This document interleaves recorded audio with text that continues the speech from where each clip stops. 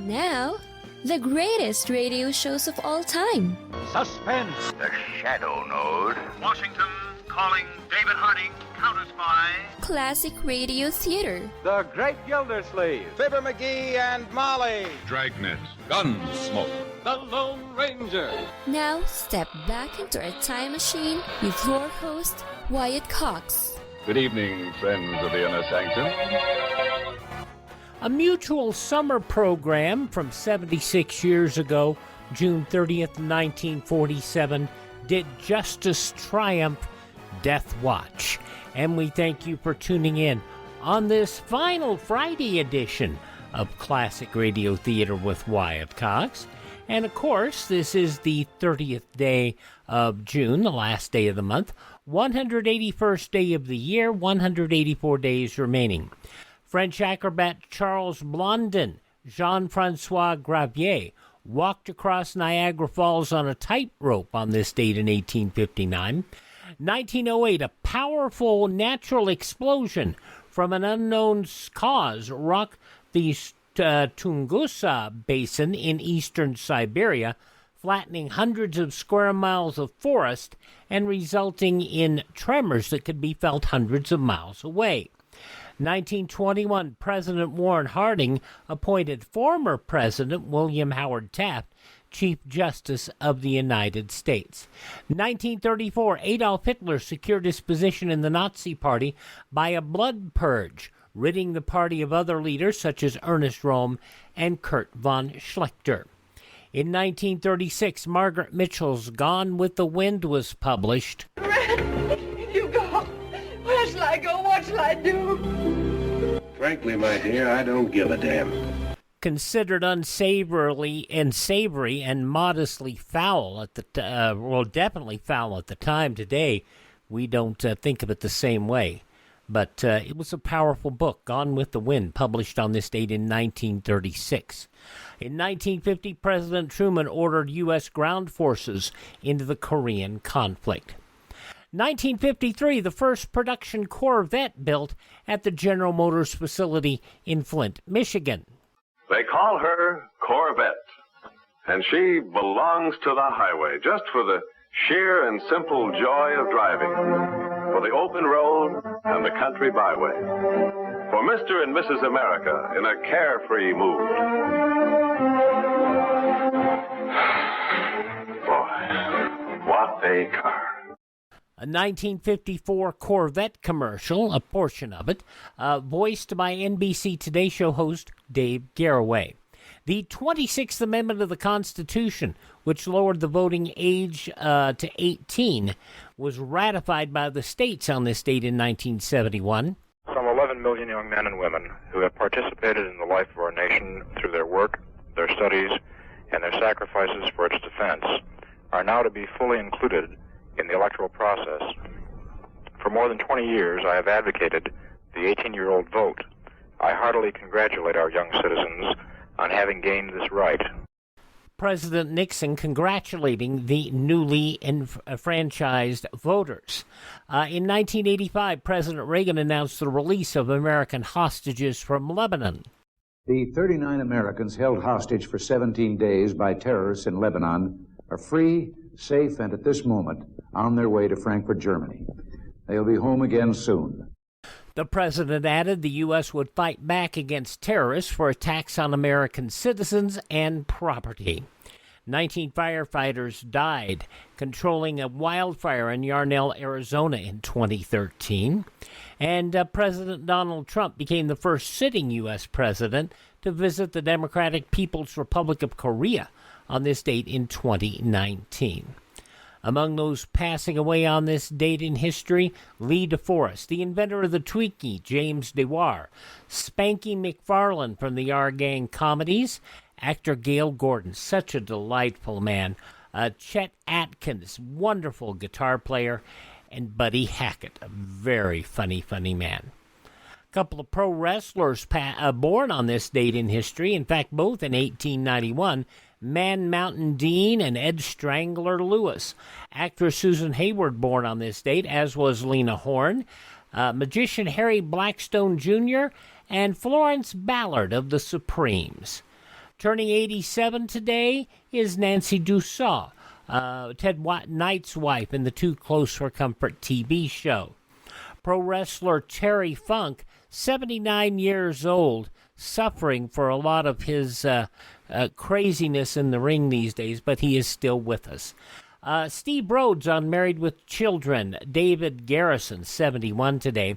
From In Living Color and Jumanji, David Alan Greer, 67. From Men in Black and Full Metal Jacket, Vincent D'Onofrio, 64. Mike Tyson's 57 today, and in amazing shape. Patch Adams, Saw, Head Over Heels actress Monica Potter, 52. Pro wrestler, former EVP for AEW, now in the WWE, Cody Runnels-Rhodes. Dusty Rhodes' son, Cody Rhodes, 38 today. And Alicia Fox is 37 today. Those just a few of the people celebrating the last day of June as their birthday. If this is your birthday... Happy birthday to you. Happy birthday to you. Happy birthday, happy birthday. Happy birthday to you.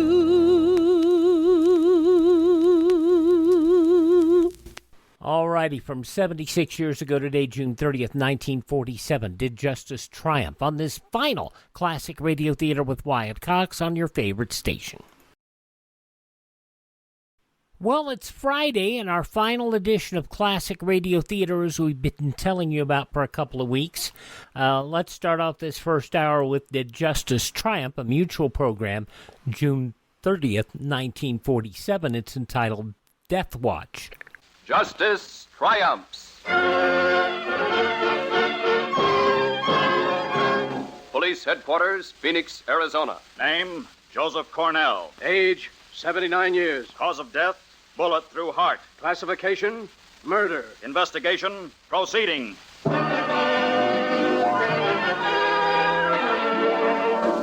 The Mutual Broadcasting System presents another thrilling case based on the true justice stories followed by millions of readers each week in the New York Sunday News and its syndicate. Tonight's case, The Death Watch.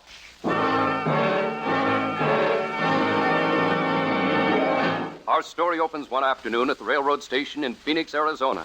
As the 5 o'clock train pulls in, two men wearing dark blue suits and a prison pallor swing off the train to the platform, elbow their way through the small crowd at the station, cross the street, and push through the swinging doors of a saloon. Hey, Pete. Yeah, Dawson? There's George behind the bar now. Yeah. Watch his face when he spots us here in his place. Look, we won't say nothing. We just stand here at the end of the bar and order a drink. Okay. Hey, barkeep. Set us up a couple of straight ones down here. Yes, sir. Care for a taser or... Well, I'll be if it isn't Dawson and Pete. Hiya, George, old pal. Say, it's good to see you guys. Dawson, I see you still got that gold tooth in the front of your face. Yep, the boys in stir let me keep it. When'd you get out? Yesterday. Yeah, and we headed straight for Phoenix. Well, I'm sure glad to see you. We're looking for White George. You know what I mean? Yeah, sure. You got any ideas? I don't know. We'd be glad to cut you in on anything you shoved our way. Sure, I know that. Tell you what, boys, let's sit over that back table there, huh? Okay, come on, Pete. Jack, take over the bar for a while, will you? That's it. Go ahead. Just sit down right there. Thanks, George. Well, George? Now, look, Dawson, you know I'm straight. Legit. Oh, sure, George. We ain't asking you to get your hands dirty. Yeah, George, we're just looking for a job. What do you say, George? Any ideas? Well, there's a little deal I happen to know about. Might interest you boys. No, let's hear it. Well, this is the setup. Guy named Jim Cornell owns a citrus farm right outside Phoenix here. Yeah? Now, his old man's got the adjoining farm, see? Old Mr. Cornell's retired. Go on. I happen to know that old man Cornell's got about $4,000 in cash in his place. 4,000 cash? Hey, that's okay. Let's grab it. Now, wait. It's not as easy as that, Alfie. begin with. I know the money's hidden in the house someplace, but I don't know where. All we gotta do is stick a gun in the old man's ribs.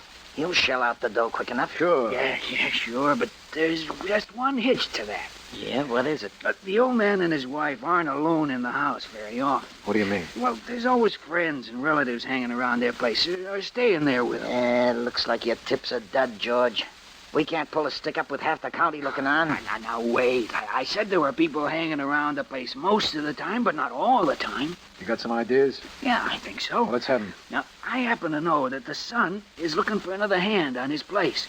I'll get you the job, Dawson. Me? Work as a hired hand? Dawson do real work? That's a laugh. Well, why not? It won't be for long.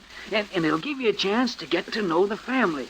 You'll be in a spot where you can watch the old folks on their place and find out when they're going to be alone. Yeah, I could do that. What do I do, George? Well, I'd say you better lay low here with me while Dawson sizes up the situation.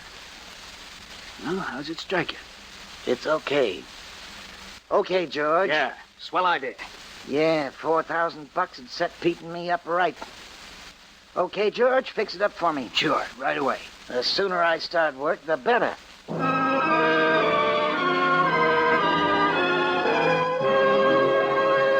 In a matter of hours, Harry Dawson, recently released from state's prison, is inducted into the routine of young Jim Cornell's flourishing fruit farm.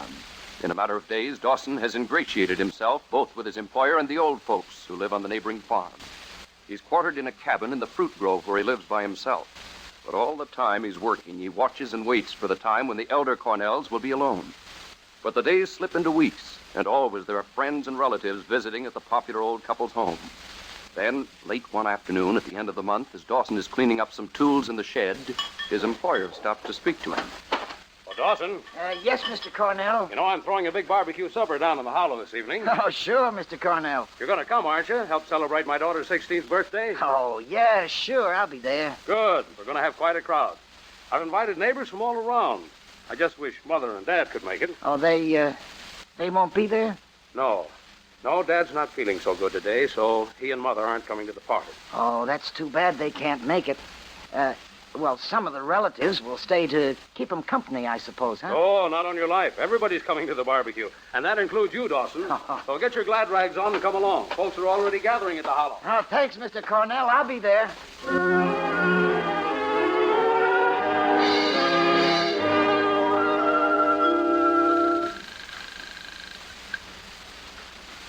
George's Bar and Grill. Who is this? Pete Bronson.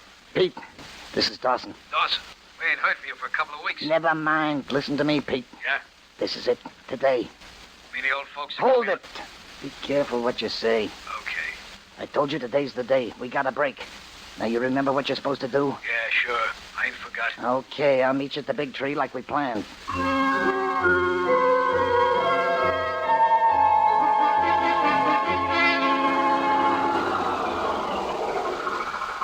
Hi, Dawson. Sure took you long enough to get here. Move over. I'll take the wheel. Okay. It's got a bum shift. Be careful how you handle it. Okay. Where'd you rent it? One of the garages in town. See, how much farther up the road is this place? About a mile. Now listen, Pete. You sure you got everything straight? Sure. I go in and get the dough alone. And don't forget, after you get the dough, you tie them both up so they can't get to the window and yell for help. Yeah, I know. Look, Dawson, wouldn't it be better to wait till after dark to do this? No, they're alone in there now. The gang will be coming back from the barbecue when it gets dark. We do it now when there's nobody here to bother us. Okay, I guess you're right. We'll keep the motor running for a fast getaway. Don't worry, I will. Then you can drop me off where you picked me up. You know, I got a barbecue supper waiting for me.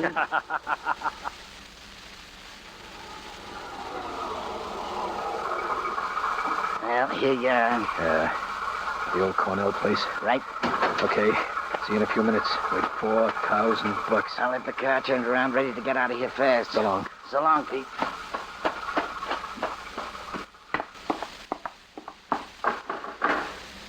Come in. Joseph, don't you get up. I'll see who it is. All right, my dear. Well, good evening, sir. You Mrs. Cornell? Yes. Tell your husband to come in here. Mr. Cornell isn't feeling so good. Maybe if you'd stop Tell him by... to come in here. I gotta see him. Well, if it's really important... Joseph? Yes? There's a young man in the living room. He wants to see you. All right, hon. I'll be right in. I don't believe I've seen you around this part of the country, young man. No, you ain't. I thought everybody around here was at the barbecue. You weren't expecting company. I come for your money, Mr. Cornell. You what? You got $4,000 in cash in this house. I want it. Joseph, he's got a gun. Young man... Are you gonna give me the dough, or do I have to get rough? Oh, give it to him, Joseph. Yes, you can have it. Only I don't have it here. It's in another part of the house. Hold it. I was just going to get it for you. Okay. But you don't go nowhere without I'm right behind you. Better mind what he says, Joseph. I'm waiting, young man. Now, Mrs. Cornell, you sit in that chair. This one? Yeah, right there. Now I'll just tie this around your hands. What are you doing to my wife? Just tying her up. Oh, no, please. Shut up. Please. There. Now, hold you. Now open your mouth wide. What are you doing? That's a good girl. You take the bee and gag like a fish takes the water. You let my wife alone. Take that rag out of her mouth. Get back, Pop. I won't. You take Pipe that rag down, out Pop, of here. you'll get it, too. I don't care what you do to me, but you're not going Shut to... up. Help! Police! Help! Help!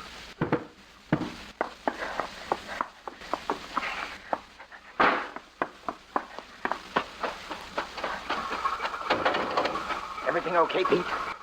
Step on it, Dawson. Step on it.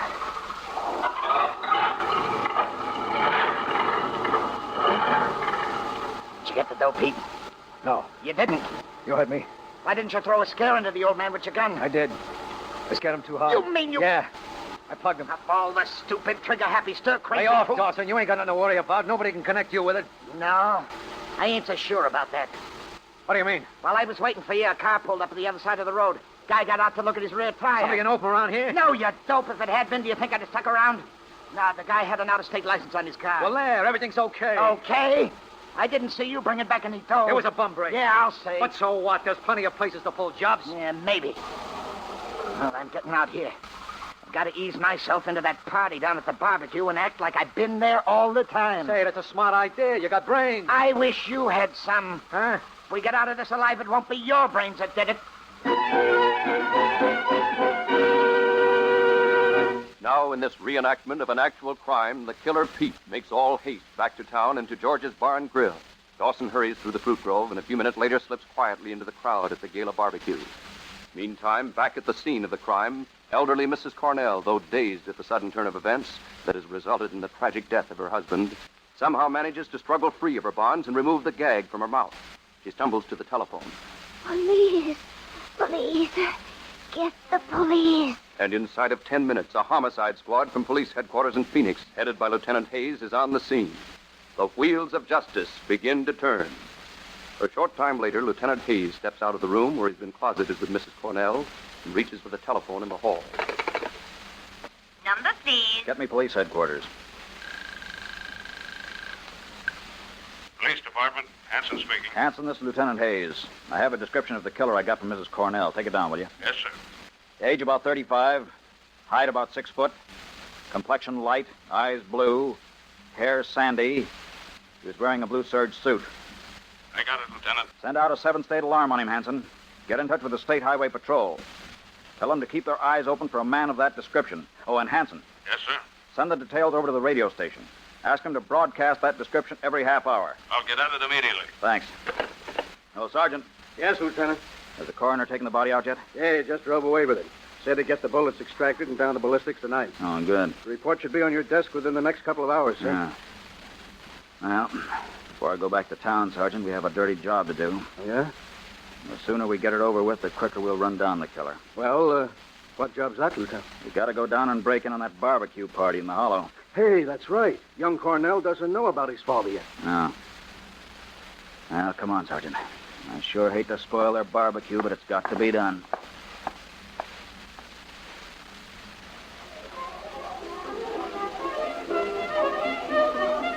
Now, Sergeant, while I'm breaking the news to young Cornell, you take care of the crowd. Send the women and children home. Organize the men into a posse. Right, Lieutenant. Have them search the orange groves all around here. There's just a chance that the killer may be hiding out in one of them. Well, we'll find him if he is. You can report back to me at headquarters. Okay. Oh, Mr. Cornell. Wow, hello. I'm Lieutenant Hayes from Police Headquarters, Mr. Cornell. Sure, I know you. Glad you dropped in, Lieutenant. Always room for one more. I'm here on business, Mr. Cornell. Would you mind stepping over here a minute? Why, sure. Anything wrong? June 30th, 1947, did justice triumph? You're listening to Classic Radio Theater with Wyatt Cox, and coming up following this break, the news from this date in history.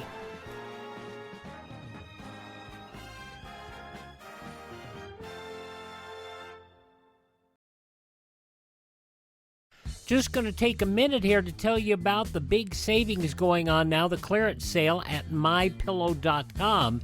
And you know, I've talked about how in my office I have a pair of My Slippers, and they're really comfortable, and they're on clearance right now. The MyPillow.com slippers, $25 a pair, limit 10. And I would buy 3 or 4 more pairs. Unfortunately, they're out of my size. They also have sheets, pillowcases, clothing items, all on special right now. Go to MyPillow.com, click on the clearance tab at the top of the page, use my promo code Wyatt, or call 1-800-928-4715. Limited sizes remaining in the MyPillow slippers, limited colors on other items. MyPillow.com, clearance tab, promo code Wyatt, 1-800-928-4715.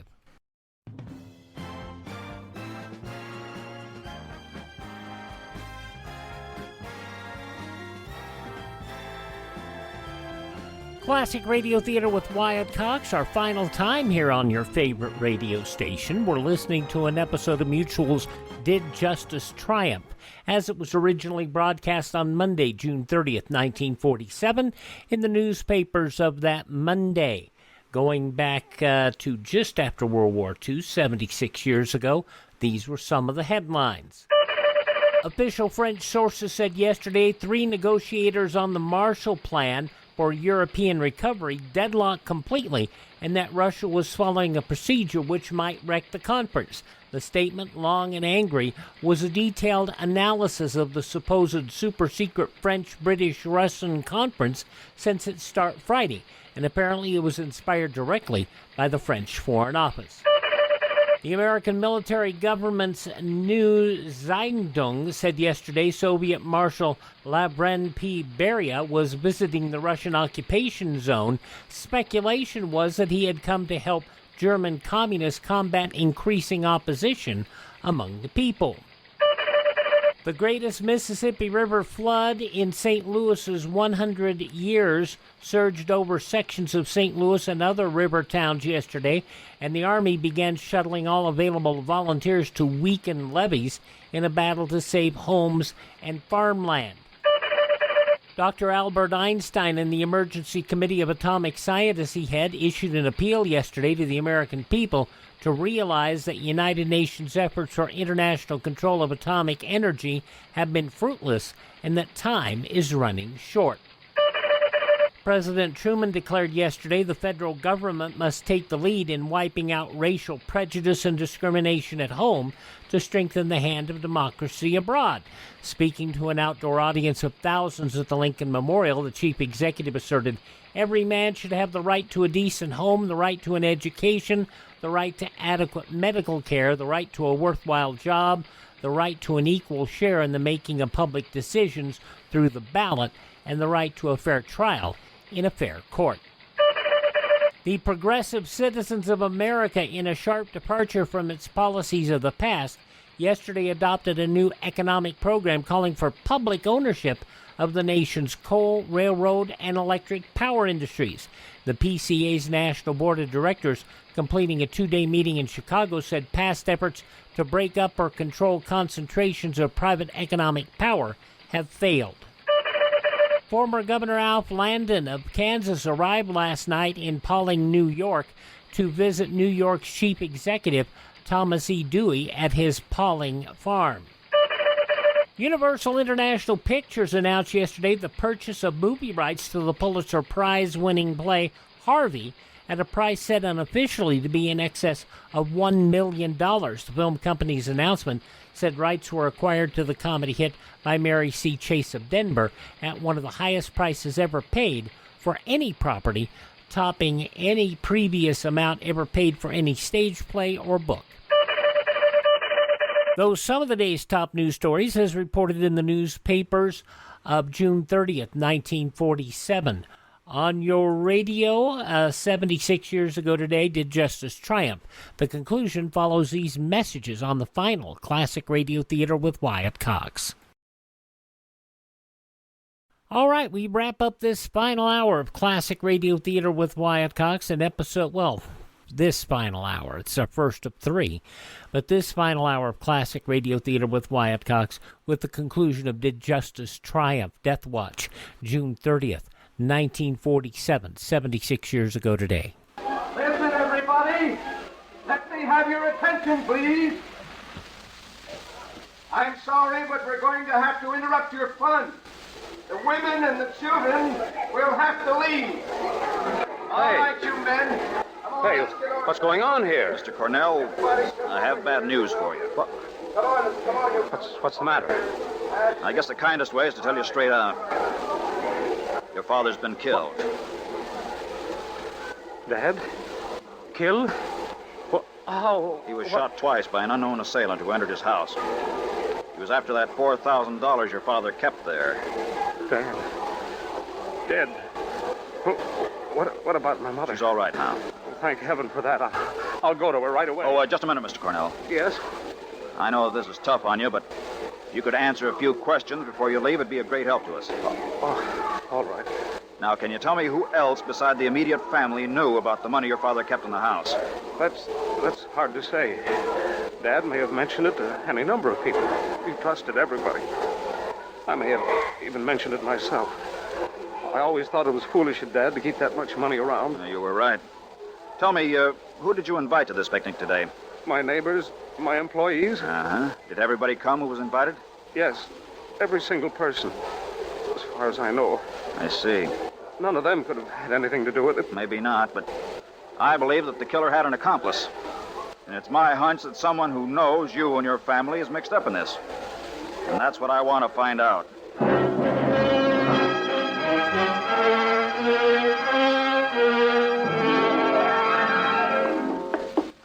Description of the killer has been given us by the police department. You are asked to be on the lookout for this man. He's about 6 feet Turn tall. that thing off. Hey, that's my description of broadcast. Turn it off. Okay. This... What's eating you? Keep that radio off. Customers down the bar will hear it. And why is there somebody up here? Oh, okay, George. Another thing. When are you getting out of here? Hey, what's the matter with you? Look, I just want you to get out, Pete. Look, you know I got a hideout up here till the heat's off. That was a plan. Sure, but the plan didn't include a murder. I don't want no part of it now. No? No. Well, you got a part of it, whether you like it or not. What do you mean? George, after a guy kills once, the next time it's easy. You get me? Yeah, I get you, Pete. But just remember it. And I'm sticking up here till it's safe for me to leave. And I'll clear out of this part of the country so fast you'll have to look twice to see me.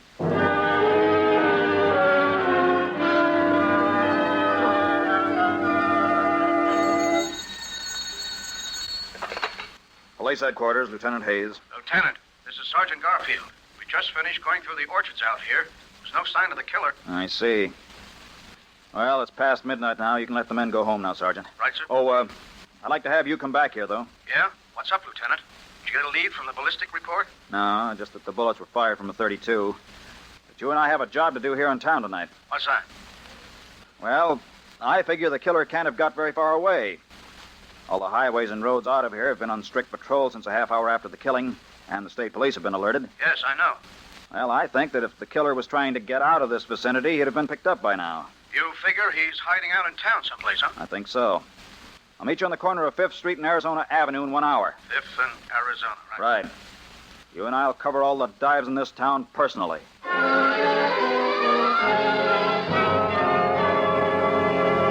Now, in their search for the killer, the two police officers look in at every bar, scan the customers in every pool room and shooting gallery. But by the time they reach the section of the city near the railroad station, the shutters on George's Bar and Grill are drawn, for the first gray streaks of morning light are appearing in the sky. Tired, disgruntled, and half convinced that the killer has slipped out of the city and through the police net, they call it a night and return to headquarters. An hour later, out at the Elder Cornell farmhouse, Dawson steps up to the front door. Oh, good morning, Dawson. I just come over from your place, Mr. Cornell. I thought I'd stop by and see how things are going for you here. Thanks, Dawson. That's kind of you.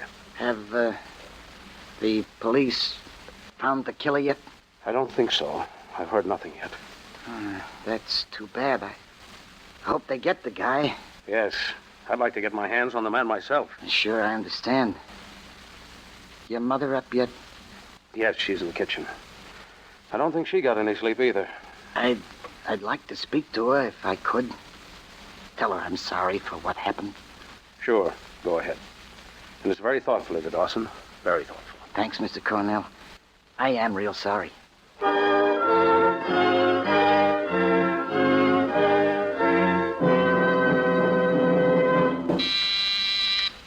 What is it, Hanson? Lieutenant Hayes, there's a fellow out here who wants to talk to you. Says he's got some information about the Cornell murder. Send him in. Yes, sir. That'll be the 14th guy who's been in this morning with what he thought was information, Lieutenant. Yeah, I know. It's always the way in a case like this. A lot of people, mostly crackpots, want to get their names in the paper. Yeah. Sometimes they really think they know something. But once in a great while, one of them does have some information. Oh, come in, sir. You the officer who's handling the murder case? That's right. What's your name, please? Carl Weber. All right, Mr. Weber. Now, suppose you tell us what you know. Well, I heard over the radio and I read in the paper about that old man who was murdered. Yes. You know anything about it? Well, I don't know whether this means anything or not, but I was passing that very farmhouse about the time it happened. You were, huh? Yes. I was on my way into Phoenix, and, I thought I had a flat, so I pulled up for a minute on the side of the road near that farmhouse. Did you see anything or hear anything? No, not in the house, but there was a man parked right across the road where I stopped, and his engine was running. I figured he was waiting for somebody. Hey, maybe we're getting somewhere, Lieutenant. Yeah, tell me, Mr. Weber, did the man you saw in the car answer the description of the killer? Well, no, he didn't. Did you recognize the man in the car? No, sir, but I'm not from around here. I'm from out of the state. Well, do you remember what he looked like? When I got out to see if my tire was going flat, I naturally glanced across at him. Yes, of course. Go on. Well, he kind of opened his mouth as if he was going to say something, and I noticed he had a big gold tooth right in front. A gold tooth? That is something. Oh, yes. Not many folks have gold teeth in the front of their mouths anymore. Oh, you're right, Mr. Weber. Anything else? Why, no, that's all, I guess. Well, thank you for the information. Oh, that's okay, officer. Leave your name and address at the desk, will you, please? Oh, sure. I hope I've been of some help. Oh, you have, Mr. Weber. You certainly have. Well, that tip supports your theory, Lieutenant, about the killer having an accomplice. Yes, it does. I believe that the party with the gold tooth is somebody who knows the Cornell family. How do you figure that? Sergeant, the timing of this crime was no coincidence. It was planned to take place when the old couple would be alone. Sure. And no one but a friend or acquaintance of the family could have known exactly when the old folks were going to be alone. Correct. What's our next move, Lieutenant? Let's go out to the Cornells again. I'll drop you off at the Sons farm, and you see what you can find out there. I'll go on down to the mother's place. Okay, Lieutenant. If we can find someone who knows a man with a gold tooth in the front of his mouth, we'll be set. You're asking me if I know anyone who has a gold tooth in the front of his mouth? Yes, Mrs. Cornell. Do you? No, Lieutenant. None of my friends has a gold tooth. At least, not where it shows. I see. Well, perhaps an acquaintance, then. Oh, I don't recall anybody. Well, it's very important, Mrs. Cornell. Please try to remember. You see, we know that this man was waiting in a car outside your home here yesterday at the time of the tragedy. And you think I know that man? Well, I hope so. At least I'm certain that he knew about you. The man with a gold tooth. Dear, it does seem as if I have seen someone. Yes? I just can't think who. It wasn't one of my close friends, though. I know that right off. Well, perhaps an acquaintance of your husband's. No. May I answer that for you, Mrs. Cornell? Oh, if you would, officer. All right. Just say I'm rescuing, please. Right. Hello. Hello, let me talk to... Oh, Lieutenant, I was calling you. Yes, Sergeant. Young Cornell's got a hired hand with a gold tooth in front. His name is Dawson. Hang on to him, Sergeant. I'll be right over. Oh, wait a minute, sir. I can't hang on to him. He isn't here. Where is he? Well, he must have seen me coming and got scared. Anyway, he's gone. We've searched all over for him. His quarters, the shed... Sergeant, put Mr. Cornell on the phone. Yes, sir. Mr. Cornell. Hello? Mr. Cornell, my sergeant says your man Dawson has gotten away. Look, Lieutenant, I'm sure you're after the wrong man. He has a gold tooth in the front of his mouth, doesn't he? Yes, he does. Well, do you know anyone else who has? Why, no. No, I don't. But Dawson couldn't have had anything to do with the killing. He was at the barbecue. I saw him. Mr. Cornell, tell me this. Where do you think he is right now? Why, I don't know. He's usually... You haven't any idea where he might have skipped to? No, not the slightest. I see. What agency did you hire Dawson from? None. He was recommended to me. By whom? Oh, a fellow who runs a bar near the railroad station. I stop in there occasionally for a glass of beer when I'm shipping out fruit. It's called George's Bar and Grill. Thank you, Mr. Cornell. Tell the sergeant I'll pick him up at once. We're going down to have a talk with George. Is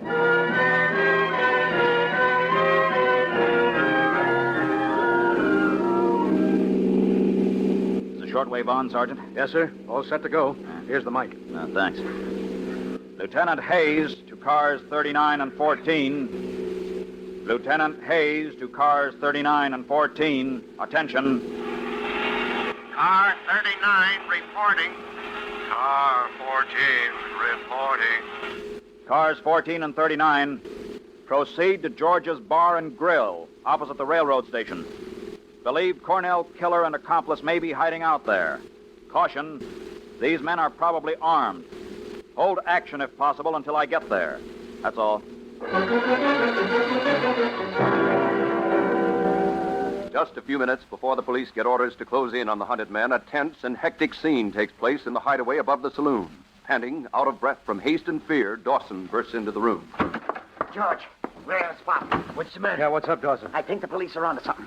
I saw an officer come into young Cornell's place, and then the two of them headed for my shack. What the devil? I lit out and hitched a ride into town on a fast truck. Hey, you boys better get out of here. Shut up, George. You know the cops are watching every road out of this town for me. Well, I'm getting out. Wait a minute, Dawson. You're not leaving me here to take the rap alone. Pete, put that gun back in your pocket and listen to me, both of you. Yeah, talk fast, George. Look, there's only one way you might be able to sneak through. It's on a fast freight. What time is it now? Almost 3 o'clock. Good. There's a freight goes through here at 3:07. You telling the truth, George? Oh, help me. You fellas better try to get on it. It's your only chance. We'll make it. Come on, Pete. Let's travel. Right with you. Good luck, boys. How do we get out of here? This way through the back door. We can sneak between the buildings. Stop where you are, you two. What? Stop or we shoot. They got us, Pete. Not me. No cop has taken me. Good shooting, Sergeant. You got the blonde-haired guy in the shoulder. Hey, what's going on in my place? You'll find out. Sergeant, put the cuffs on all three of these. Now, wait. men. All right, come on, you guys. Hey, you got nothing on me. We're booking all three of you on suspicion of murder. What happens to you from here on is up to the courts of justice.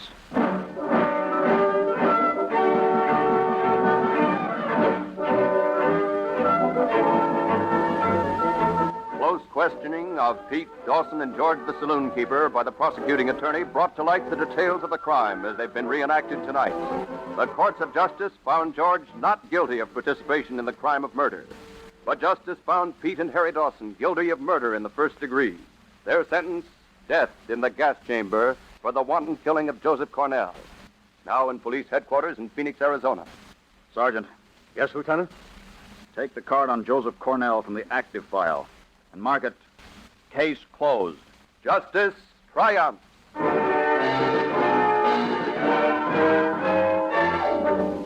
Although the names of all persons, characters, and places are entirely fictitious, and any similarity to persons living or dead is purely coincidental, this dramatization was based on an actual murder case. Next week at this same time, the Mutual Broadcasting System will present Poison for Profit, story of a murder ring which treated human life as a commodity to be bought and sold. Another dramatization taken from the files of two justice stories appearing each week in the New York Sunday News and its syndicate. These programs are produced and directed by Jock McGregor, and the stories are dramatized by Barth Conry. The narrator is George Carson Putnam. Dawson was played by Carl Emery, Lieutenant Hayes by Ralph Camargo. Others in the cast were George Petrie as Pete, Elizabeth Morgan as Mrs. Cornell, Humphrey Davis as Mr. Cornell and George, Don Douglas as the youngest Cornell and Hanson, and Ed Latimer as the sergeant. The orchestra, under the direction of Emerson Buckley, played music especially written for this broadcast by Richard DuPage. Frank McCarthy speaking. As it was broadcast on the Mutual Broadcasting System, 7 p.m. Eastern Time, Monday, June 30th, 1947, Did Justice Triumph here on Classic Radio Theater with Wyatt Cox. I have to tell you that there has not been a feeling of sadness overwhelm me yet over ending this show.